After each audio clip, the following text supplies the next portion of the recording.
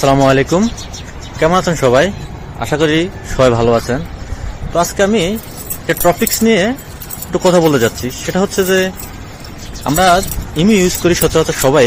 তো আমরা হয়তো অনেকে জানি না যে আমাদের ইমো আইডি হ্যাক হয়েছে বা হয় নাই। আমরা কিভাবে বুঝবো যে আমাদের ইমো আইডি হ্যাক হয়েছে হয় নাই? তো চলুন আমি এই বিষয়ে আপনাদের সাথে একটু আলোচনা করব এবং কি দেখিয়ে দেবো কিভাবে ইমো আইডি আপনার হ্যাক হয়েছে বা হয় নাই। তো সবাই আমার পেজটি অবশ্যই ফলো করে দিবেন, লাইক করে দিবেন। এরকম আরো অনেক ভিডিও পেতে হলে চলুন আমরা মূল টপিকসে চলে যাচ্ছি। শুরুতে আমরা ইমো সফটওয়্যারে যাব। ইমো সফটওয়্যারে যাওয়ার পরে কর্নারে প্রোফাইল পিকচার দেওয়া আমাদের যে লোগো আছে এই লোগোতে আমরা ক্লিক করব। লোগোতে আমরা ক্লিক করার পরে আমরা চলে যাব সিকিউরিটি প্রাইভেসি নামে একটা অপশন আছে। সিকিউরিটি প্রাইভেসি নামে একটা অপশন আছে, আমরা সেটাতে ক্লিক করব।